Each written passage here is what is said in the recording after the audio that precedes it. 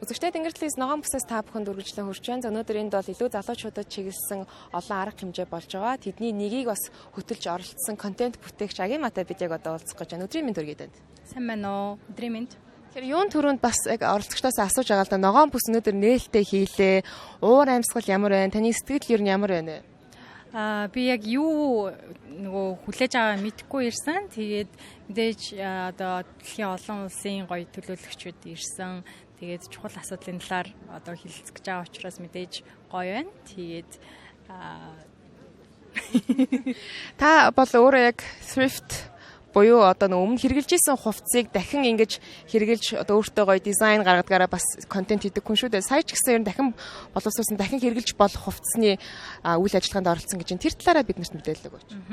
За миний өнөөдрийн ер нь анх удаа би нөгөө хурал хөтөлж үзлээ англи хэлээр. Тэгээд өнөөдрийн хамтран ажилласан байгууллага маань болохоор Circular Club Улаанбаатар гээд Солонгосын Colon гээд компани одоо TED компаниас хэрэгжүүлж байгаа төслийн төсөл байгаа юм. Тэгээд энэ яах вэ гэхээр ахиж хэрэглэгдэхээ болсон одоо урагдсан, хөвөрсөн, тол болсон ч юм уу ноолорон хувцсыг дахин боловсруулад өөр ноолорон бүтээгдэхүүн болгох тийм төвийг Монголд одоо байгуулж байгаа 4 жилийн төсөл байгаа юм. Тэгээд энэ төслийн хувьд бол би яг эхнээс нь харж исэн. Тэгээд яг үнд зүйл одоо хүн сайхан харагдах хэрэгтэй. Мэдээж сайхан харагдахыг хүсэж болно. Гэтэ сайхан харагдахын тулд байгаль хийгээ дахин одоо хордуулах сүйтгэх юм хийгээд авах уу гэдэг асуултыг ер нь би өөртөө маш их тавьдаг. Тэгээ тийм болохоор одоо миний хувьд яг үнд зүйлтэй маань энэ төсөл маш их одоо нэгдэж байгаа учраас яг өнөөдрийн үйл ажиллагаанд хамтран ажиллаад ингээд хөтлөхөөр болсон байгаа. Уур амьсгалын өөрчлөлт, сүлжилтийн асуудал мэдээч хэрэг яг хаа дээд түвшинд бас арга хэмжээ авах шаардлагатай. Гэтэ бид нар бас өөрсдөө өдөр тутамдаа бас байгаль орчныг хамгаалах боломжтой байх л та. Тэр тэлтэй та ер нь өөр бас та бол ингээ хувцас яаж дахиж одоо өмсөж болох вэ гэдэг чинь өөр ер нь ямар арга хэмжээг бид авч болох вэ? За маш жижиг зуршлуудаас эхэлнэ. За хамгийн түрүүнд бид нар хуванцар савнуудаа зөвхөн ялгаж агаад хуванцар савны ялгадаг газар хийгээд өчөж болно. Тэгэхээр хуванцар сав чинь бас ингээд байгаль шингэхгүй мянган жилж болдог. Гэтэл одоо манайд чинь хуванцрыг дахин боловсруулад өөр бүтээгдэхүүн хийдэг үйлдвэр байдаг болсон. Зүгээр бид нар хуванцар саваа тэнд нь харин зориултын газар нь аваачиж өгөх хэрэгтэй. Одоо танаа хотгонд жишээлбэл тийм хуванцар сав хүлээж авдаг юм байхгүй бол сөөхтөгөө яриад одоо бид нар ийм газар байд юм байна. Тэд нартай ингээд гэрээ байгуулчлаа гэхэд бид нэр ингээ хотхондоо хуучин хуванцар боловсруулдаг савтай болч тэр чинь зүгээр нэг хайрцаглал хаад болно шүү дээ. Тэгээд гол нь тэр компанитайгаа холбогдчихлоо гэхэд бид нар 7 хоногт 1-2 удаа ирээд саваа судлаад аваад ах юм байна гэд.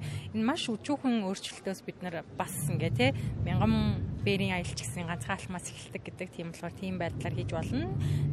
Тэгж бодож байна.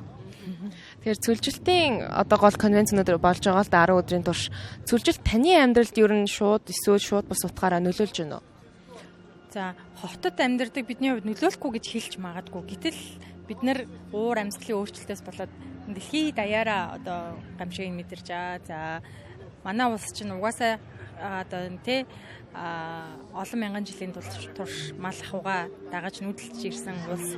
Тэгтэл сүлжилтөөс болоод одоо уур амьсгалын өөрчлөлтөөс болоод бидний одоо өвөг дээдсийн турш хийж байсан тий хэрэгжүүлж байсан цаг агаарыг одоо шинжих мэдлэг маань жишээлбэл хэрэггүй болох гээд байна тий. Малчт маань тэнгэрийн хаяг хараад сасарах гэж гинөө яах гэж гинөө мэддэг байсан чи одоо тэрийг ингээд хэлэхэд хэцүү болцсон байна.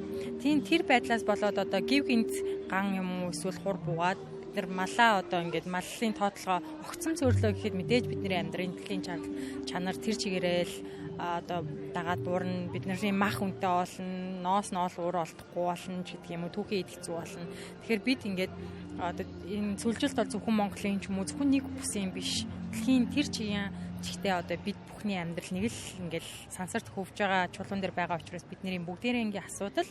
Тэгэхээр ингээд бүгдээрээ л чадах бүрнээ тий заавалчгүй нэг том албан тушаалтан засгийн газрыг хүлээх биш. Өөрийнхөө зүгээс баг багаар ч гэсэн тийм алхам ахын зүйтэй болов гэж бодож байна. Та бол бас яг залуучуудын дунд энэ феминист үзэл санааг бас маш зөвөр агуу гой түгээн дэлгэрүүлдэг хүн шүү дээ. Тэгэхээр энэ цүлжилт уур амьсгалын өөрчлөлтийн асуудлаас хүүхэд эмэгтэйчүүдийн амьдралд ихээхэн нөлөөлж ин гэж л да. Тэр талаар. За яг энэ талаар бол бас яг цүлжилттэй холбосон судалгаа авах болохоор би энэ талаар яриад байх юм байна. Судалт модалж байгаа л ирсэн дээрх. Тэгвэл нөгөө талаас бас яг энэ COP17-г их орондоо зохион байгуулж байгаа нь одоо юу гэдгийг манайд шууд ингээд уур амьсгалын өөрчлөлт мэдэгдэхгүй байна те.